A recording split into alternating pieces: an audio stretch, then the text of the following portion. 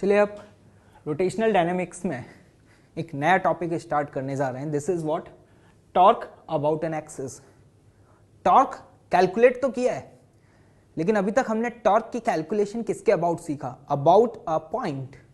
लेकिन अब हम बात करने जाएंगे कि how to calculate the torque about an axis. जरा ध्यान से देखें कि टॉर्क अबाउट एन एक्सिस को डिफाइन कैसे किया गया है। It is the component of torque about any point on axis along the axis. इसका मतलब यह है कि ये टॉर्क का वो कंपोनेंट है जो कि एक्सिस के अलोंग होता है।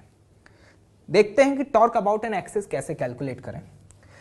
हम यहां पर सपोज ये एक रिजिड बॉडी है और ये गिवन रिजिड बॉडी इस एक्सिस के अबाउट रोटेट कर सकता है।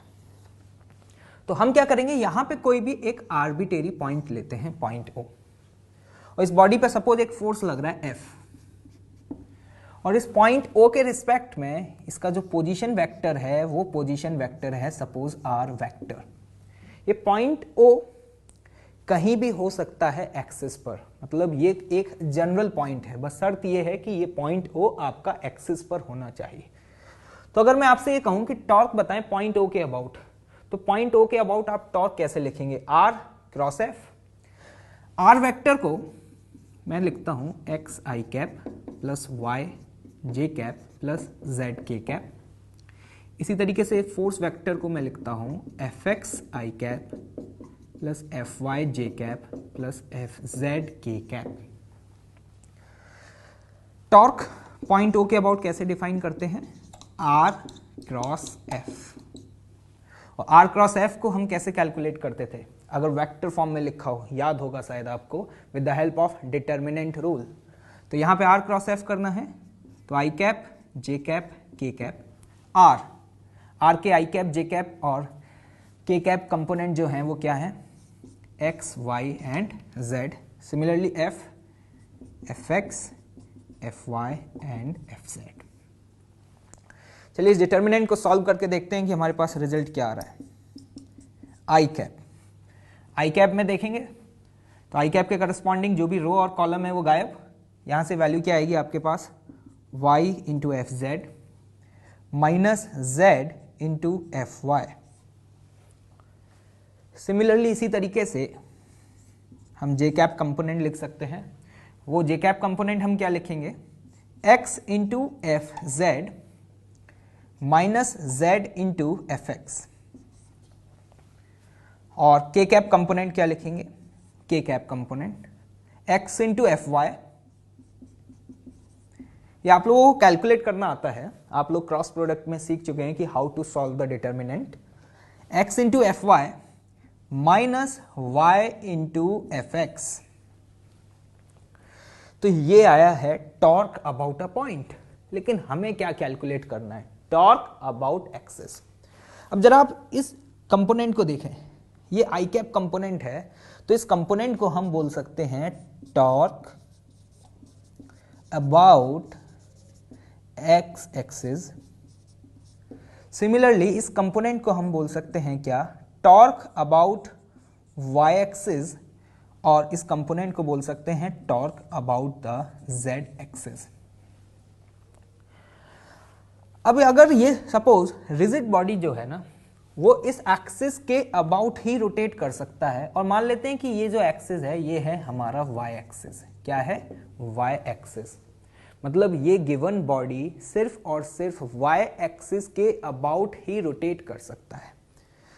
तो यहां पे जब आपने पॉइंट O के अबाउट टॉर्क कैलकुलेट किया है ना, तो इन तीनों कंपोनेंट्स में से सिर्फ और सिर्फ टॉर्क का वही कंपोनेंट हमारे यूज का होगा जो एक्सिस के अलोंग है, क्योंकि सिर्फ और सिर्फ वही कंपोनेंट इस गिवन बॉडी को रोटेट करने के लिए रिस्पॉन्सिबल है। जैसा कि आप ध्यान से देखें, बॉडी इस समय कंस्ट्रेन है किसके अबाउट मूव करने के लिए? सिर्फ और सिर्फ वाई एक्सिस के अबाउट। तो इसका मतलब है कि टॉर्क अबाउट एन एक्सिस में ये वाला कंपोनेंट भी हमारे किसी काम का नहीं है और ये वाला कंपोनेंट भी हमारे किसी काम का नहीं है। तो अगर मैं इस एक्सिस के अबाउट टॉर्क लिखना चाहूंगा तो मैं इस एक्सिस के अबाउट क्या लिखूंगा? Torque. Torque about an axis में मैं सिर्फ और सिर्फ y कंपोनेंट को कंसिडर करूंगा और मेरा y कंपोनेंट क्या होगा, minus of x into F Z minus Z into F x, क्योंकि यही कंपोनेंट वो है जो कि इस गिवन बॉडी को इस एक्सिस के अबाउट रोटेट कर सकता है। अब ध्यान से देखें, अब पॉइंट ये आता है कि ये जो मैंने पॉइंट ओ कंसिडर किया वो तो इस गिवन एक्सिस के ऊपर कोई भी जनरल पॉइंट है ना।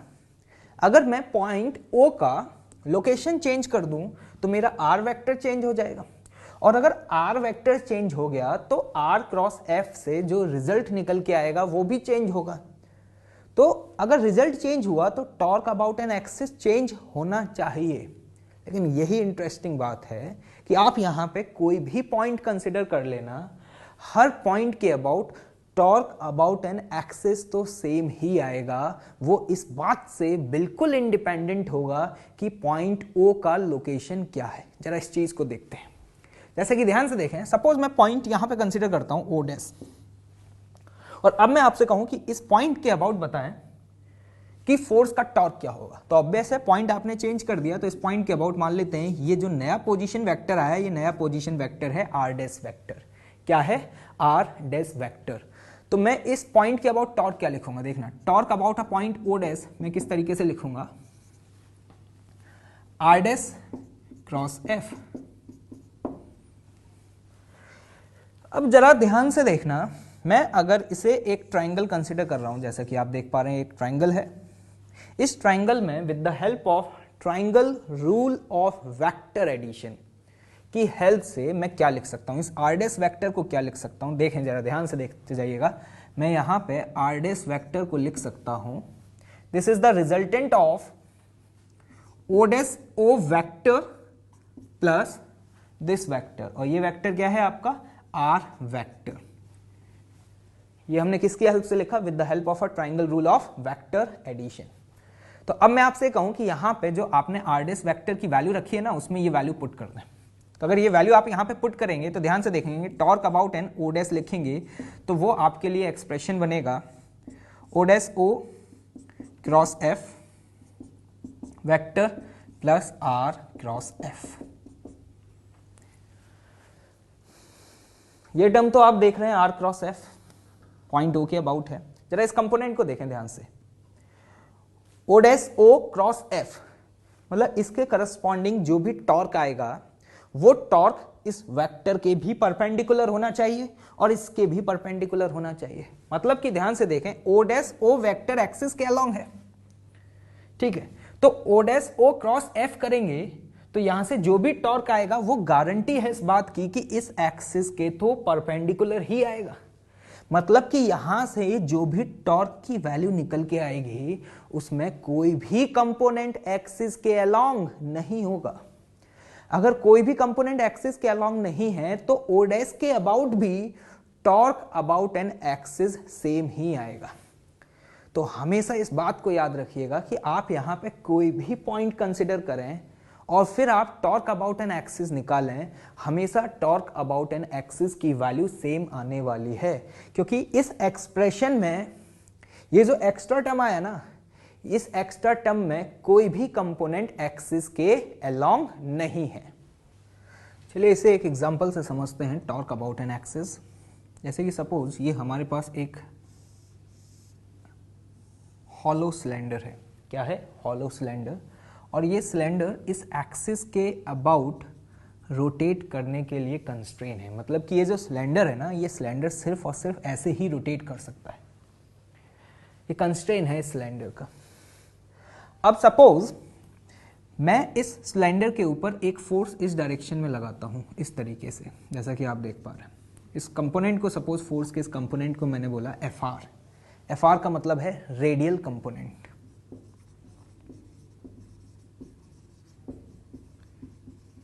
तो एक बात बताएं, क्या ये जो फोर्स एफ आर है वो इस सिलेंडर को इस एक्सिस के अबाउट रोटेट कर पाएगा? क्या नहीं कर पाएगा। मतलब हम ये कह सकते हैं कि रेडियल कंपोनेंट की वजह से एक्सिस के अलोंग कोई भी टॉर्क प्रोड्यूस नहीं होगा। सपोज अगर मैं फोर्स इस तरीके से डेवलप करूं, ये है एक्सिस के पैरेलल, तो एक बात बताएं कि अगर मैंने ये फोर्स इस तरीके से लगाया है तो क्या ये सिलेंडर रोटेट होगा? नहीं होगा। मतलब कि पैरेलल कंपोनेंट भी एक्सिस के अबाउट टॉर्क प्रोड्यूस नहीं कर सकता। अब सपोज मैं जो फोर्स लगाता हूं वो फोर्स इस तरीके से लगा रहा हूं, इस डायरेक्शन में, ठीक है, इसको मैंने बोला Ft, टेंजेंशियल। तो अगर मैं फोर्स ऐसे लगाऊंगा ना, इस तरीके से, तो आप समझ पा रहे होंगे कि ये सिलेंडर इस तरीके से रोटेट होना शुरू हो जाएगा। अगर मैं इसका टॉप व्यू देखूं, टॉप व्यू, तो टॉप व्यू में आपको ऐसा दिखाई देगा, ये सर्कुलर, और जो टेंजेंशियल कंपोनेंट मैंने ऐसे लगाया है वो इस तरीके से ऐसे लग रहा होगा, Ft। तो मैं यहाँ पे देख पा रहा हूँ कि जो टेंजेंशियल कंपोनेंट है ना, वही एक्सिस के अबाउट टॉर्क प्रोड्यूस कर पा रहा है। तो आज के बाद जब भी मुझे एक्सिस के अबाउट टॉर्क लिखना होगा, क्या एक्सिस के अबाउट टॉर्क लिखना होगा, तो मैं सीधे सीधे लिखूंगा R इंटू एफ का वो कंपोनेंट जो टेंजेंशियल है।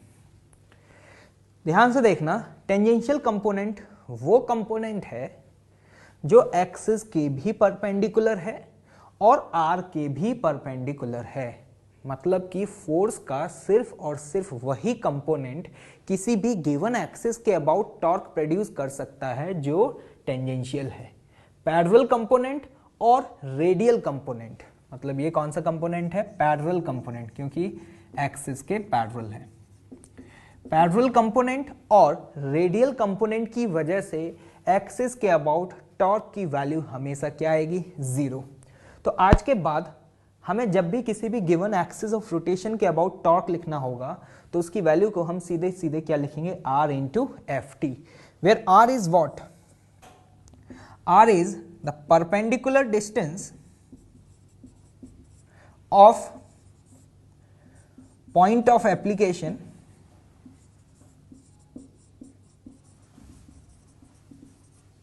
From axis of rotation. और Ft क्या है? Ft है हमारा टेंजेंशियल कंपोनेंट ऑफ फोर्स। तो हमेशा याद रखिएगा, जब भी टॉर्क अबाउट एन एक्सिस निकालना हो तो सिर्फ और सिर्फ आप ये चेक करें कि फोर्स का कौन सा कंपोनेंट टेंजेंशियल है। टेंजेंशियल मतलब एक्सिस के भी परपेंडिकुलर और R के भी परपेंडिकुलर, क्योंकि यही कंपोनेंट इस गिवन सिलेंडर को इस एक्सिस के अबाउट रोटेट कर सकता है। इसे एक एग्जांपल से समझते हैं, जरा ध्यान से देखिएगा। सपोज ये मेरे पास एक बॉडी है और ये बॉडी इस समय इस पॉइंट पर हिंज है, इस तरीके से। ये है इसका एक्सिस, मतलब इस एक्सिस के अबाउट ये बॉडी इस तरीके से रोटेट कर सकता है, ठीक। और इस एक्सिस को मैंने बोला Z एक्सिस। क्या बोला? Z axis. अब सपोज मैं इस बॉडी के ऊपर अगर मैं फोर्स इस डायरेक्शन में लगाना शुरू कर दूं, लाइक दिस, जैसे कि ध्यान से देखना, ये बॉडी और ये जिस एक्सिस के अबाउट रोटेट कर सकता है वो एक्सिस कुछ इस तरीके का है, प्लेन के परपेंडिकुलर। तो अगर मैं इस बॉडी के ऊपर फोर्स इस डायरेक्शन में एक्ट करूं, ऐसे, मतलब इस बॉडी को मैं इस डायरेक्शन में अगर खींचने की कोशिश करूंगा तो आप बताएं क्या ये बॉडी रोटेट हो पाएगा? नहीं हो पाएगा। मतलब कि रेडियल कंपोनेंट का टॉर्क क्या होगा? 0। सिमिलरली अगर मैं इस बॉडी के ऊपर फोर्स इस तरीके से लगाऊं, ये वाला जो फोर्स का कंपोनेंट है ना, वो फोर्स का कंपोनेंट एक्सिस के पैरेलल है। जैसा कि आप देख पा रहे हैं इस केस में ये है हमारा एक्सिस ऑफ रोटेशन और ये कंपोनेंट एक्सिस के पैरेलल है। तो अगर फोर्स मैं ऐसे लगाऊंगा तो भी ये बॉडी रोटेट नहीं हो पाएगा। मतलब फोर्स का वो कंपोनेंट जो एक्सिस के अलोंग है उसका टॉर्क भी क्या आ रहा है? 0। लेकिन अगर मैं फोर्स इस तरीके से लगाऊं, लाइक दिस, तो आप देख पा रहे होंगे कि अगर फोर्स मैंने टेंजेंशियल डायरेक्शन में लगाया तो ये गिवन बॉडी इस एक्सिस के अबाउट रोटेट कर सकता है। मतलब कि इस कंपोनेंट को मैंने यहां क्या बोला इस समय? Ft। तो आपको देखकर के समझ आया इस एग्जांपल से कि सिर्फ और सिर्फ फोर्स का टेंजेंशियल कंपोनेंट ही इस गिवन बॉडी में एक्सिस के अबाउट टॉर्क प्रोड्यूस करेगा। और आज के बाद जब भी आपको टॉर्क कैलकुलेट करना हो तो परपेंडिकुलर डिस्टेंस निकालें एक्सिस ऑफ रोटेशन से और उसे आप किससे मल्टीप्लाई कर दें? Ft से। क्लियर है आपको? चलिए अब देखते हैं टॉर्क अबाउट एन एक्सिस और angular acceleration of rigid body में क्या रिलेशन है। जैसे कि सपोज मेरे पास एक ये रिजिड बॉडी है एक आर्बिट्रेरी शेप का, और ये रिजिड बॉडी इस एक्सिस के अबाउट जो कि पॉइंट O से पास हो रहा है और प्लेन के परपेंडिकुलर है, लाइक दिस, ठीक है, इस एक्सिस के अबाउट ये बॉडी रोटेट कर सकता है। और किसी गिवन इंस्टेंट पर इस बॉडी का एंगुलर एक्सेलरेशन है अल्फा और एंगुलर वेलोसिटी है ओमेगा। तो अभी हम यहाँ रिलेशन फाइंड करने जा रहे हैं टॉर्क और एंगुलर एक्सेलरेशन के बीच में। तो सपोज मैं यहाँ पर एक एलिमेंट कंसिडर करता हूँ जो कि पॉइंट O से इस समय कितने डिस्टेंस पर है, r डिस्टेंस पर है, और इस एलिमेंट का मास है dm। तो आप जानते हैं कि ये जो गिवन एलिमेंट है इस पॉइंट O के अबाउट क्या कर रहा होगा, सर्कुलर मोशन परफॉर्म कर रहा होगा। इस dm पे लगने वाला सपोज नेट फोर्स है df, बहुत स्मॉल एलिमेंट है तो इसलिए नेट फोर्स भी मैंने माना काफी स्मॉल है, दैट इज व्हाट df। तो इस फोर्स को हम दो कंपोनेंट में रिजॉल्व कर सकते हैं, एक टेंजेंशियल कंपोनेंट जिसे हम बोल सकते हैं dft, और एक रेडियल कंपोनेंट जिसे हम बोल सकते हैं dfr।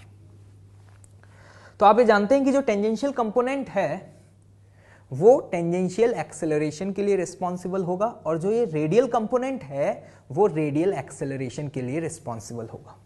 तो अगर मैं बात करूं टेंजेंशियल एक्सेलरेशन की, तो टेंजेंशियल एक्सेलरेशन आप क्या लिखेंगे, टेंजेंशियल एक्सेलरेशन आप लिख सकते हैं r इंटू अल्फा, ठीक।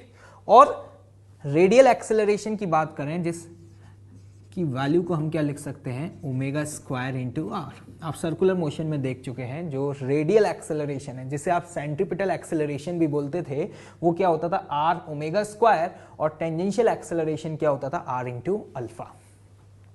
एक बात बताएं, इस पॉइंट O के अबाउट फोर्स का कौन सा कंपोनेंट टॉर्क प्रोवाइड करेगा, रेडियल कंपोनेंट या टेंजेंशियल कंपोनेंट। ऑब्वियस अभी हम देख भी चुके हैं फोर्स का सिर्फ और सिर्फ वही कंपोनेंट एक्सिस के अबाउट टॉर्क प्रोवाइड कर सकता है जो टेंजेंशियल डायरेक्शन में है। तो अगर मैं यहां पर dft की वैल्यू लिखना चाहता हूं तो dft की वैल्यू क्या लिखूंगा, मास dm मल्टीप्लाइड बाय at, और at का वैल्यू क्या है r इंटू अल्फा। तो मतलब हम यहां पर ये वैल्यू ऐसे लिख सकते हैं dm r इंटू अल्फा। अब सपोज मैं दोनों साइड r का मल्टीप्लाई कर दूं, किसका मल्टीप्लाई कर दूं, r का। तो ध्यान से देखिएगा ये बनेगा आपका dft into R is equal to dm, r का मल्टीप्लाई करेंगे तो ये क्या हो जाएगा r स्क्वायर इंटू अल्फा। अब अगर मैं इस पूरे एक्सप्रेशन को इंटीग्रेट करूं तो dft इंटू आर ये है क्या, जरा ध्यान से देखिएगा, dft into R is the torque about the point O। और हम ये जानते हैं कि इस रिजिड बॉडी में ऐसे लार्ज नंबर ऑफ एलिमेंट्स होंगे, और हर एक एलिमेंट पर अगर हम dft इंटू आर की वैल्यू कैलकुलेट करते जाएं और उसका समेशन कर दें तो क्या निकल के आएगा, वो आपके पास आएगा टॉर्क अबाउट अ एक्सिस। तो हम यहां पर जब इस एक्सप्रेशन को इंटीग्रेट करेंगे तो यहां से हम लिख पाएंगे टॉर्क अबाउट एन एक्सिस। अब जरा ध्यान से देखना इस एक्सप्रेशन को, अगर आप इस एक्सप्रेशन को ध्यान से देखें, यहां पे अल्फा क्या है, alpha is angular acceleration of rigid body. और ये हम जानते हैं कि रिजिड बॉडी की प्रॉपर्टी थी कि उसके ऊपर हर एक एलिमेंट का एंगुलर एक्सेलरेशन सेम होता था। तो चाहे मैं एलिमेंट किसी भी ओरिएंटेशन पर ले लूं, हर किसी के लिए अल्फा की वैल्यू सेम आएगी। तो इस गिवन इंटीग्रेशन में से हम अल्फा को बाहर निकाल सकते हैं, और हमारे पास बता ये integral of dm r square. जरा इस टर्म को देखिएगा, integral of dm r square. शायद आप लोग इस टर्म से फैमिलियर हो। ये टर्म क्या है, this is the moment of inertia. मतलब कि हमारे पास यहां से ये एक्सप्रेशन निकल के आता है, दिस इज I किसके अबाउट, एक्सिस के about, I about an axis into alpha. ये है एक one of the most important result जो कि हम रोटेशनल डायनेमिक्स में बहुत यूज करने वाले हैं, कि किसी भी गिवन बॉडी में एक्सिस के अबाउट जो भी नेट टॉर्क होता है वो किसके बराबर होता है, I इंटू अल्फा। हमेशा याद रखना, ये तीनों फिजिकल क्वांटिटी में जो भी आप वैल्यू कैलकुलेट करें वो हमेशा सेम एक्सिस के अबाउट ही कैलकुलेट करें। मतलब मेरा कहने का मतलब क्या है कि जिस एक्सिस के अबाउट आप टॉर्क देख रहे हैं उसी एक्सिस के अबाउट आप बॉडी का मोमेंट ऑफ इनर्शिया लिखें, और उसी एक्सिस के अबाउट आप बॉडी का क्या लिखें, अल्फा लिखें। तो जरा ध्यान से देखिएगा, ये एक्सप्रेशन जो है ना, ये जो रिजल्ट आया है इसे हम बोलते हैं क्या पता है, Newton's second law for rotational dynamics. ऐसा क्यों, जरा देखिएगा। आपको याद होगा, आपने न्यूटन्स सेकेंड लॉ जब आप लिखते थे F equals to M A, similarly उसी तरीके से ये भी उसी एनालॉजी को फॉलो करता है, जैसे जहां वहां पे जो फोर्स का रोल था ना, वही रोल यहां पर है टॉर्क का। F equals to M A, यहां पे हम लिखते हैं F की जगह torque is equal to M. M का रोल कौन प्ले करेगा, moment of inertia into A क्या था वहां पर, एक्सेलरेशन, लेकिन यहां पर क्या है, अल्फा। इसीलिए हम इसको बोल पा रहे हैं Newton's second law for a rotational dynamics, मतलब net torque about an axis will always be equal to the I about a same axis into alpha. और हमेशा याद रखिएगा कि ये एक्सप्रेशन जो है ना, this expression is valid only for what, only for rigid body. लिख देता हूं, is valid only for rigid bodies. और एक और बात बता देता हूं कि आप जिस एक्सिस के अबाउट टॉर्क कैलकुलेट कर रहे हैं ना, वो एक्सिस जो है उसका एक्सेलरेशन शुड बी जीरो होना चाहिए, मतलब it should be a inertial frame. अगर हम नॉन इनर्शियल फ्रेम में ये इक्वेशन लगाएंगे, किसमें, नॉन इनर्शियल फ्रेम में ये इक्वेशन लगाएंगे, तो हमें उस केस में स्यूडो फोर्सेस के टॉर्क को भी कंसिडर करना पड़ेगा। ये बिल्कुल वैसे ही बात है जैसे कि जब हम कहते थे कि अगर हम F equals to M A non inertial frame में लगाते हैं तो वहां पर हमें स्यूडो फोर्स भी कंसिडर करना होता था। बिल्कुल वैसे ही अगर इस इक्वेशन को हम कभी भी नॉन इनर्शियल फ्रेम में अप्लाई करते हैं, नॉन इनर्शियल फ्रेम मतलब एक ऐसा फ्रेम जिसका एक्सेलरेशन है, मतलब अगर आपका एक्सिस ऑफ रोटेशन के पास एक्सेलरेशन है, तो इन दैट सिचुएशन हमें स्यूडो फोर्स के टॉर्क को भी कंसिडर करना पड़ेगा। ये काफी इंपॉर्टेंट रिजल्ट है। आगे के लेक्चर्स में हम इस रिजल्ट्स के ऊपर प्रॉब्लम्स को सॉल्व करेंगे, जिसमें कोई भी गिवन बॉडी किसी भी एक्सिस के अबाउट रोटेट होगी तो उस बॉडी का हम एंगुलर एक्सेलरेशन कैसे कैलकुलेट कर सकते हैं। चलिए अब हम applications of torque equals to I alpha देखने जा रहे हैं। मतलब कोई भी अगर गिवन बॉडी किसी एक्सिस के अबाउट रोटेट हो रहा हो तो उस बॉडी का एंगुलर एक्सेलरेशन किस तरीके से कैलकुलेट करें। मतलब basically we are going to solve the problems related to the fixed axis rotation. तो मैं यहाँ पे आपको कुछ बेसिक स्टेप्स बता रहा हूँ जिन्हें आप फॉलो करेंगे इस टाइप के प्रॉब्लम्स को सॉल्व करने के लिए। सबसे पहला स्टेप क्या होगा, identify the axis of rotation. सबसे इंपॉर्टेंट स्टेप है। जब भी कोई बॉडी किसी भी एक्सिस के अबाउट रोटेट हो तो हमें उसका एक्सिस ऑफ रोटेशन पता होना चाहिए, अदरवाइज आप उस प्रॉब्लम को सॉल्व ही नहीं कर सकते। क्योंकि आप जानते हैं torque equals to I into alpha में आई हमेशा किसके अबाउट होगा, एक्सिस ऑफ रोटेशन। तो हमेशा याद रखना कि प्रॉब्लम को सॉल्व करने से पहले ये आइडेंटिफाई करें कि बॉडी का AOR क्या है। स्टेप नंबर 2 देखिएगा, calculate the net torque about axis of rotation. उस बॉडी पर जितने भी फोर्सेस लग रहे हैं सभी फोर्सेस का टॉर्क एक्सिस के अलोंग कैलकुलेट करें। यह है step number 2।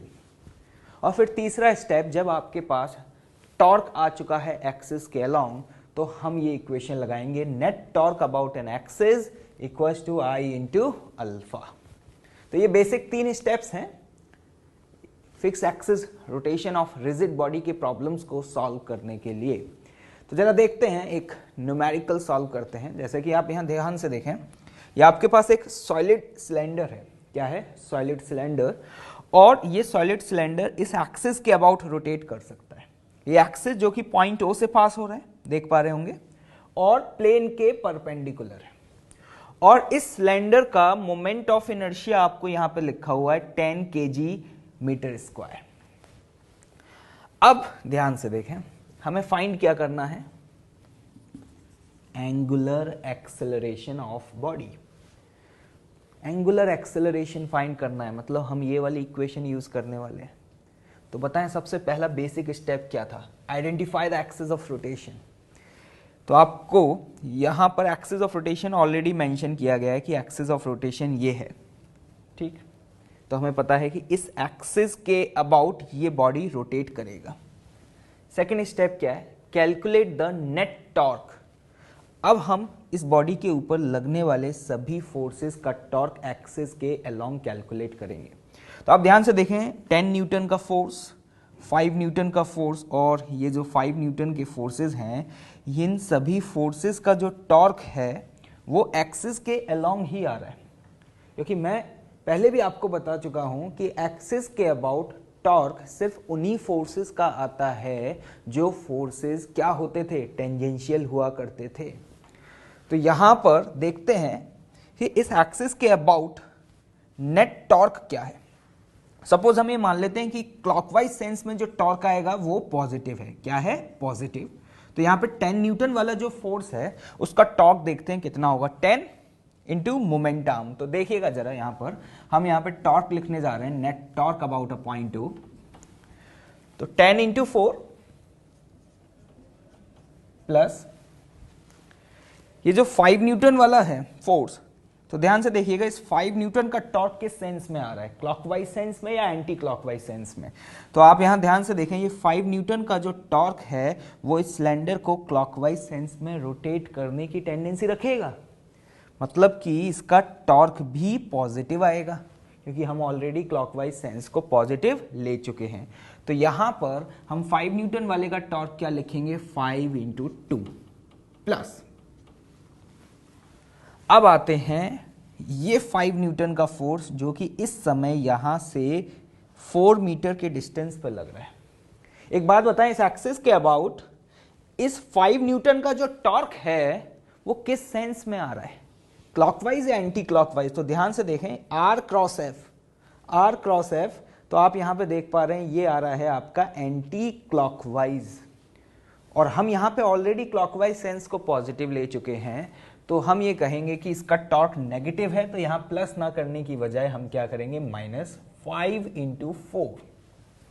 This is the net torque. तो यहां से अगर आप नेट टॉर्क की वैल्यू कैलकुलेट करें तो ये आपकी कितनी हो जाएगी value, this is 40 + 10 - 20 and this is 30 newton metre. ये है टॉर्क अबाउट एक्सिस। अगला स्टेप बताएं क्या था, अप्लाई द इक्वेशन। टॉर्क पता है एक्सिस के अबाउट, आई ऑलरेडी हमें गिवन है, आई का वैल्यू कितना है, 10 इंटू अल्फा। तो यहां से हमारे पास अल्फा की वैल्यू आती है 3, और यूनिट हम जानते हैं क्या होगा, रेडियन पर second square.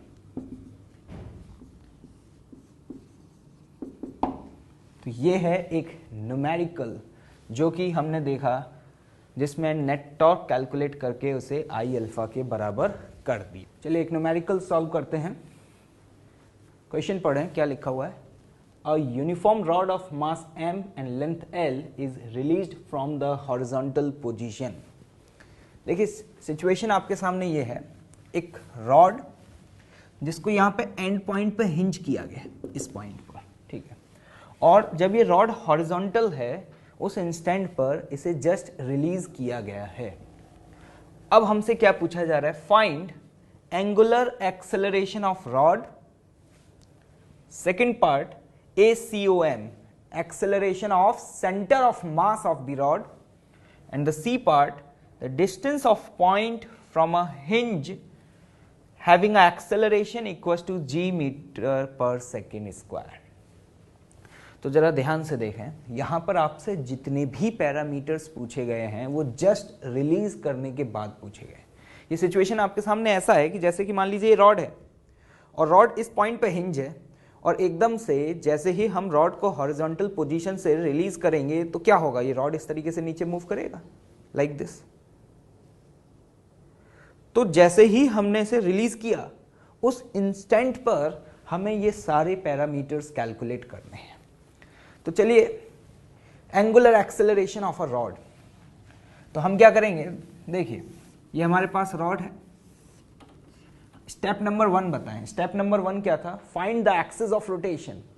Axis of rotation क्या होगा? तो ध्यान से देखें, इस समय अगर रॉड इस तरीके से घूम रहा है तो इसका एक्सिस ऑफ रोटेशन ये समझ में आ रहा है इस पॉइंट से पास होगा, और रॉड का मोशन अगर प्लेन में हो रहा है तो एक्सिस ऑफ रोटेशन प्लेन के परपेंडिकुलर होगा।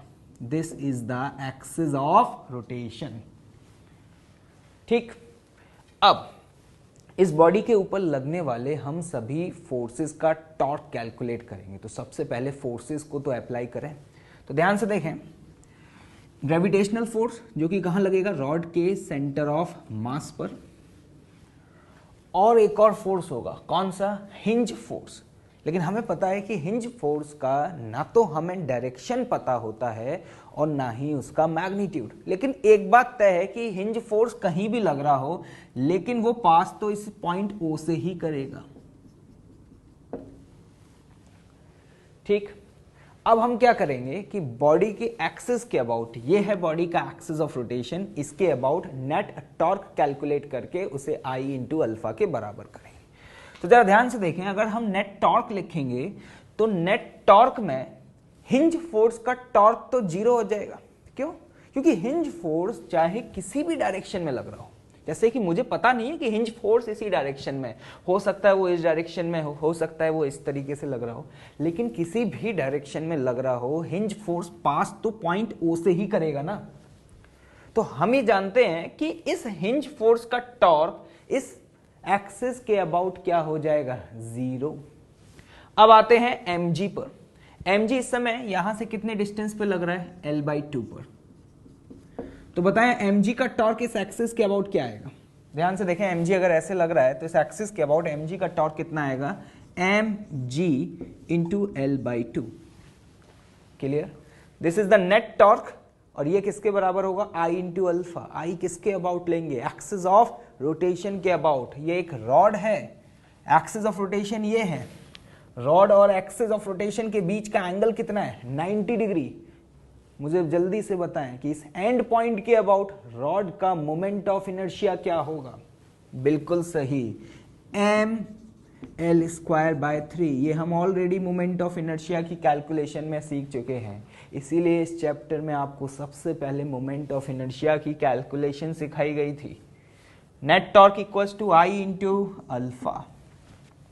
अब यहां से इसको सॉल्व कर सकते हैं, m से m कैंसिल, l से l कैंसिल आउट। यहां से देखते हैं कि अल्फा की वैल्यू क्या आती है? 3g divided by 2l। चलिए, ये हमारा फर्स्ट ए पार्ट जो कि हम सॉल्व कर चुके हैं।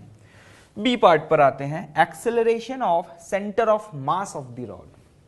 हमें सेंटर ऑफ मास का एक्सेलरेशन फाइंड करना है। एक बात बताएं मुझे आप, जो सेंटर ऑफ मास है ये पॉइंट है, देखें, और जब आप रॉड को यहां से रिलीज करेंगे तो सेंटर ऑफ मास का मोशन कैसा होगा? कुछ इस तरीके का। मतलब हम ये कह सकते हैं कि सेंटर ऑफ मास जो है, क्या वो सर्कुलर मोशन परफॉर्म करेगा? बिल्कुल करेगा। किस रेडियस में करेगा? L/2 के रेडियस में। तो अगर कोई भी पॉइंट सर्कुलर मोशन परफॉर्म करे तो हम उसके एक्सेलरेशन को 2 कंपोनेंट्स में रिजॉल्व कर सकते हैं। एक component centripetal towards the centre, जिसे अपन लोग बोलते हैं AC, और एक कंपोनेंट टेंजेंशियल एक्सेलरेशन, जिसे क्या बोलते हैं? AT। तो अगर हमें सेंटर ऑफ मास का एक्सेलरेशन फाइंड करना है तो बेसिकली हमें AC और AT का वैल्यू कैलकुलेट करना है। अब ध्यान से देखिएगा, AC का वैल्यू क्या होगा? ω² इंटू R, लेकिन R की वैल्यू L/2 ओमेगा। एक बात बताएं, इस इंस्टेंट पे रॉड का ओमेगा क्या होगा? रॉड का ओमेगा 0 होगा, क्योंकि क्वेश्चन में ऑलरेडी मेंशन है is released from the horizontal position. मतलब जस्ट इस इंस्टेंट पर इसे रिलीज किया है, तो अभी रिलीज किया है तो इस इंस्टेंट पर बॉडी के पास कोई भी एंगुलर वेलोसिटी नहीं होगी। ये बिल्कुल वैसा ही सिचुएशन है जैसे कि आपने काइनेमेटिक्स में जब भी बोलते थे अ पार्टिकल इज रिलीज्ड, तो जब हम बोलते थे कि पार्टिकल इज रिलीज्ड तो इसका मतलब होता था कि उस इंस्टेंट पर पार्टिकल की इनिशियल वेलोसिटी क्या है? 0। तो हम ये कह सकते हैं जब ये रॉड हॉरिजॉन्टल है इस इंस्टेंट पर इसका ओमेगा क्या है, 0। मतलब इस समय सेंटर ऑफ मास के पास सेंट्रीपिटल एक्सेलरेशन तो होगा ही नहीं, सिर्फ और सिर्फ कौन सा एक्सेलरेशन होगा, टेंजेंशियल एक्सेलरेशन। एक बात बताएं कि टेंजेंशियल एक्सेलरेशन क्या होता था, सर्कुलर मोशन में पढ़ाया था, r into alpha, where r is what, radius. Radius क्या है, l/2, तो l/2 इंटू अल्फा। अल्फा की वैल्यू हम ऑलरेडी यहां पर कैलकुलेट कर चुके हैं, जो कि क्या आई थी, 3g/2l।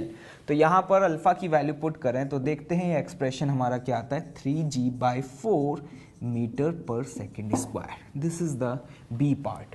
और यहां से जो 80 निकल के आया है वही 80 क्या है, ACOM, acceleration of centre of मास। मतलब इस इंस्टेंट पर सेंटर ऑफ मास का एक्सेलरेशन जो है वो टेंजेंशियल डायरेक्शन में होगा। चलिए अगला पार्ट देखते हैं। Distance of point from a hinge point having a acceleration equals to g metre पर सेकेंड स्क्वायर। हमसे पूछा जा रहा है उस पॉइंट का डिस्टेंस फाइंड करें यहां से, हिंज से, जिसका एक्सेलरेशन g मीटर पर सेकेंड स्क्वायर है। तो जरा ध्यान से देखिएगा, आप ये जानते हैं कि ये रिजिड बॉडी इस एक्सिस के अबाउट रोटेट कर रहा है, तो इस रिजिड बॉडी के ऊपर प्रेजेंट हर एक पॉइंट सर्कुलर मोशन परफॉर्म करेगा। और अगर सर्कुलर मोशन परफॉर्म करेगा तो हम ये कह सकते हैं उसके पास AC होगा और AT होगा, लेकिन AC का वैल्यू तो 0 है। मतलब यहां पर रॉड पर प्रेजेंट हर एक पॉइंट के पास इस समय कौन सा एक्सेलरेशन होगा, टेंजेंशियल एक्सेलरेशन। अब हमसे ये बोला गया कि वो पॉइंट बताएं जिसका एक्सेलरेशन g के बराबर है। तो ध्यान से देखिएगा, यहां पर रॉड के ऊपर प्रेजेंट हर एक पार्टिकल का एंगुलर एक्सेलरेशन तो सेम होगा। ये थी रिजिड बॉडी की प्रॉपर्टी कि रिजिड बॉडी पे प्रेजेंट हर एक पॉइंट का ओमेगा और अल्फा क्या होता है, सेम। एंगुलर एक्सेलरेशन सबका सेम होगा, लेकिन एक्सेलरेशन सबका अलग अलग होगा। जैसे कि अगर मैं यहां से x डिस्टेंस की दूरी पे जाके, कितना, x डिस्टेंस की दूरी पे जाकर के अगर एक पॉइंट कंसिडर करूं, तो what is the acceleration of this point, तो मैं ये कहूंगा इसके पास अभी टेंजेंशियल एक्सेलरेशन होगा 80, और उस टेंजेंशियल एक्सेलरेशन की वैल्यू क्या लिखूंगा, x इंटू अल्फा, क्योंकि ये पॉइंट इस समय x रेडियस के सर्कल में सर्कुलर मोशन परफॉर्म कर रहा है। तो मुझे यहां से एक बात समझ में आई कि एंगुलर एक्सेलरेशन तो सभी का सेम है, लेकिन एक्सेलरेशन सभी का सेम नहीं होगा। वो किस पे डिपेंड करेगा, x पर। तो हमें नहीं पता वो पॉइंट जो कि एक्सेलरेशन क्या है जिसका, g। तो हमने कहा कि ये वैल्यू जो है वो हमारी किसके बराबर होनी चाहिए, g के बराबर। अल्फा की वैल्यू हम जानते हैं, जो कि हम कैलकुलेट कर चुके हैं यहां से 3g/2l। तो यहां पे आप अल्फा की वैल्यू इस एक्सप्रेशन में पुट करें तो जरा देखते हैं यहां से क्या रिजल्ट आता है। x into alpha, alpha is 3g/2l is equal to g, g से g कैंसिल आउट, यहां से x की वैल्यू आई 2l/3। मतलब वो पॉइंट जो कि हिंज से 2l/3 डिस्टेंस पर है, कितने डिस्टेंस पर, 2l/3 डिस्टेंस पर है, उसका एक्सेलरेशन g के बराबर होगा। तो आप यहां पे एक बात और समझ पा रहे हैं कि जैसे जैसे आप एक्सिस ऑफ रोटेशन से दूर जाते जाएंगे एक्सेलरेशन की वैल्यू बढ़ती जाएगी। मतलब मैं ये कह सकता हूं इस सिचुएशन में इस रॉड के ऊपर वो पार्टिकल जो कि यहां से आगे हैं, मतलब 2l/3 से डिस्टेंस ज्यादा है, उन सभी का एक्सेलरेशन g से ज्यादा होगा, और वो पार्टिकल जो कि 2l/3 से कम डिस्टेंस पर हैं उनका एक्सेलरेशन g से कम होगा। तो ये था एक बेसिक न्यूमेरिकल जिसमें हमने बॉडी का एंगुलर एक्सेलरेशन कैलकुलेट किया, सेंटर ऑफ मास का एक्सेलरेशन कैलकुलेट किया, और साथ ही साथ हमने यहां पे देखा कि अल्फा सबका सेम है लेकिन एक्सेलरेशन सबका सेम नहीं है। और खास बात यह भी देखी हमने यहां पर कि हर एक पॉइंट के पास इस इंस्टेंट पर सिर्फ और सिर्फ टेंजेंशियल एक्सेलरेशन ही होगा। चलिए अगला न्यूमेरिकल सॉल्व करते हैं। इस समय आपका जो सिस्टम है उसमें एक डिस्क है जिसका मास m, रेडियस r है, और एक पार्टिकल है जिसका मास m है। पार्टिकल को डिस्क के एंड पॉइंट पर कनेक्ट किया गया है, और क्वेश्चन को अगर आप ध्यान से पढ़ें तो लिखा है particle of mass m is rigidly connected. Rigidly connected होने का मतलब ये है कि ये जो पार्टिकल है ना वो फिक्स है एंड पॉइंट पर, मतलब वो with respect to disc move नहीं कर सकता। क्या पूछा जा रहा है? Find angular acceleration of system, centre of mass, acceleration of system, force exerted by disc on the particle. तो अगर हम फर्स्ट पार्ट की बात करें, अगर हमें बॉडी का अल्फा फाइंड करना है तो वही बेसिक 3 स्टेप जो अभी हमने सीखे थे। सबसे पहले हमें क्या फाइंड करना होगा? Axis of rotation. तो ध्यान से देखें, ये बिल्कुल वैसा ही सिचुएशन है जैसा कि अभी हम लोगों ने एक रॉड वाला प्रॉब्लम सॉल्व किया। यहां पर जो एक्सिस है वो पॉइंट O से पास होगा और प्लेन के परपेंडिकुलर होगा इस तरीके से, और इस सिस्टम को ऐसे रिलीज किया जा रहा है। यहां पे जितने भी पैरामीटर आपको कैलकुलेट करने हैं ना वो जस्ट आफ्टर द रिलीज करने, मतलब जैसे ही इस सिस्टम को यहां पर रेस्ट से रिलीज किया गया। कैसे रिलीज किया गया? रेस्ट से रिलीज किया गया। उस इंस्टेंट पर आपको बताना है कि एंगुलर एक्सेलरेशन क्या होगा। तो हमें ऑलरेडी पता है कि ये एक्सिस ऑफ रोटेशन है। चलिए एक्सिस ऑफ रोटेशन के अबाउट नेट टॉर्क कैलकुलेट करते हैं।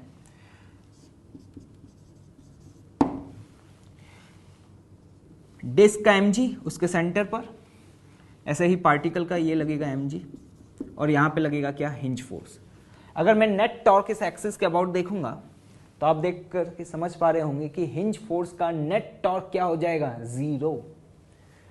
तो सिर्फ और सिर्फ इन का टॉर्क आएगा। तो ध्यान से देखें, अगर मैं net torque about point O लिखूं तो इस mg का टॉर्क कितना आएगा?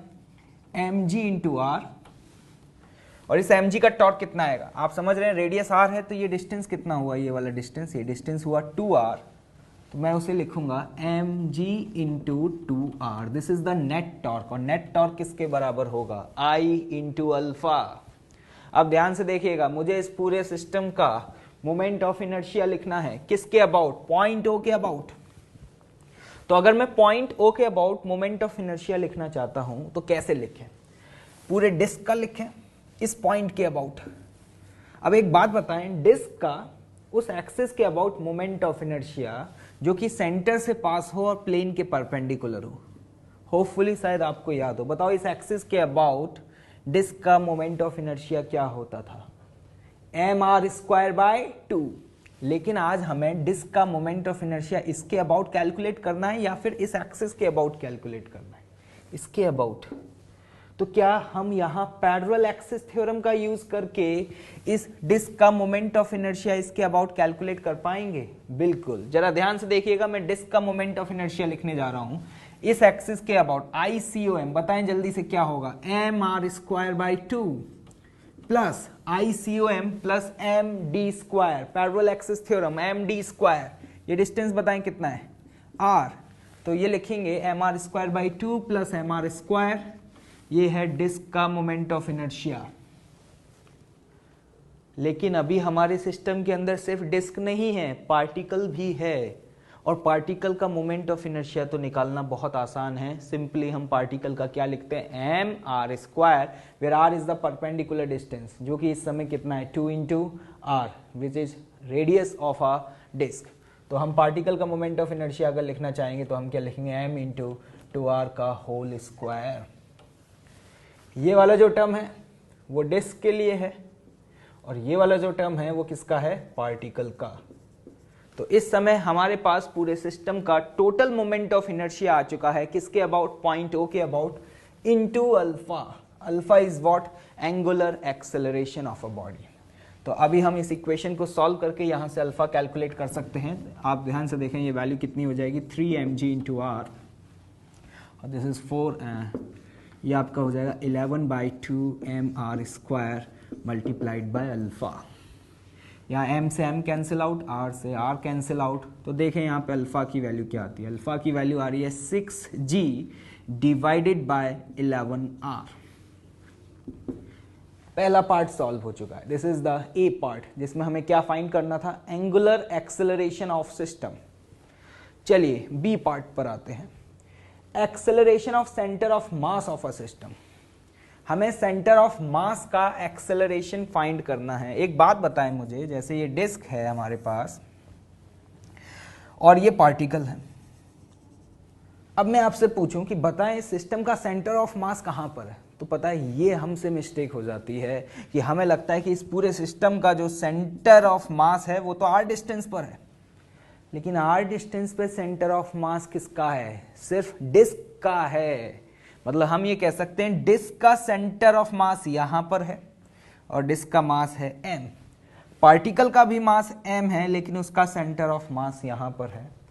तो आप देख करके समझ पा रहे होंगे कि इस पूरे सिस्टम का सेंटर ऑफ मास कहाँ होगा। इस पूरे सिस्टम का सेंटर ऑफ मास अगर दोनों के मासेस सेम हैं तो जस्ट मिड में होगा। ये टोटल डिस्टेंस r है तो ये डिस्टेंस r/2, तो यहां से ये डिस्टेंस कितना हो जाएगा 3r/2। This is the COM। गलती नहीं होनी चाहिए। इस समय हमारे सिस्टम के अंदर सिर्फ डिस्क ही नहीं है, हमारे सिस्टम के अंदर डिस्क प्लस पार्टिकल दोनों हैं। तो पूरे सिस्टम का सेंटर ऑफ मास डिस्क के ज्योमेट्रिकल सेंटर पे ना होकर के थोड़ा सा इधर होगा, और हम ये कह सकते हैं ये डिस्टेंस यहां से कितना आया 3r/2। ये 3r/2 कैसे लिखा है समझ में आ रहा है, क्योंकि दोनों का मास सेम है, टोटल डिस्टेंस r है, ये डिस्टेंस r/2, तो r/2 प्लस r तो 3r/2। तो अब हमारे पास सेंटर ऑफ मास आ चुका है पूरे सिस्टम का।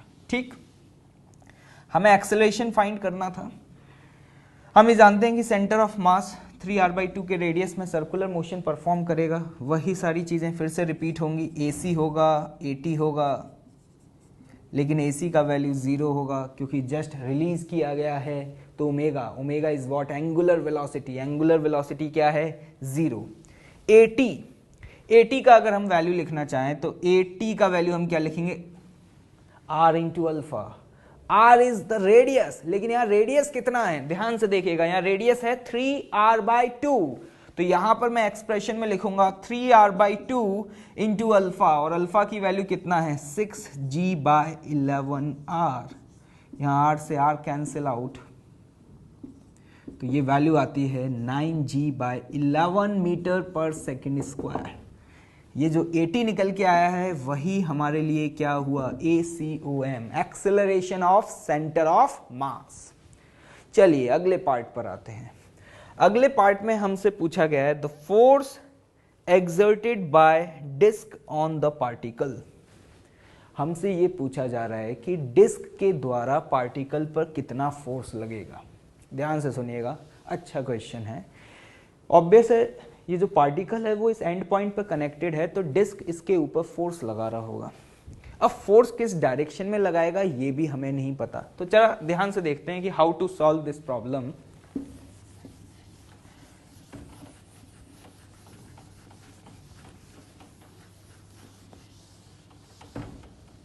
देखिएगा एंड पॉइंट पे यहां पे पार्टिकल कनेक्टेड है।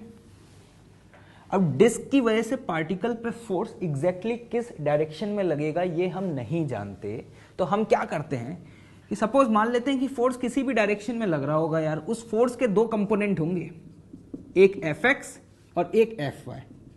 मुझे नहीं पता कि Fx इसी डायरेक्शन में होगा, किसी भी डायरेक्शन में हो सकता है। ये बिल्कुल वैसी ही बात है जैसे कि हमने हिंज फोर्स के लिए की थी। जब हमें नहीं पता होता था कि हिंज फोर्स किस डायरेक्शन में लग रहा है, तो हम क्या करते थे उस फोर्स को कंपोनेंट्स में रिजॉल्व कर देते थे। तो हमने कहा कि इस पार्टिकल पे लगने वाले जो भी फोर्सेस हैं वो किसी ना किसी डायरेक्शन में लग रहे होंगे और ये अननोन है हमारे लिए। तो हमने कहा कि मान लेते हैं इसका एक कंपोनेंट Fx होगा और एक कंपोनेंट Fy होगा।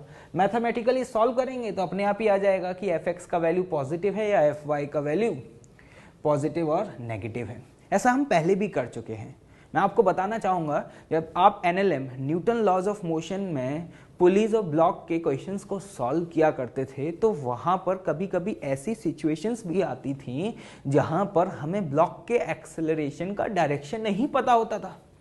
तो हम क्या करते थे, हम किसी भी डायरेक्शन में एक्सेलरेशन मान करके क्वेश्चन को सॉल्व करना शुरू करते थे, और जब इक्वेशन से हम आंसर निकालते थे तो अपने आप हमें पता चल जाता था कि वो ब्लॉक किस डायरेक्शन में मूव करेगा।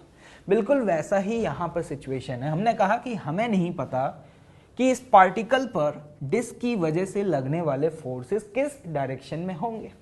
तो हमने कहा कि यार किसी ना किसी डायरेक्शन में तो लग रहा होगा और उस फोर्स के दो कंपोनेंट होंगे। तो मान लेते हैं हॉरिजॉन्टल कंपोनेंट Fx हो गया और वर्टिकल कंपोनेंट Fy हो गया।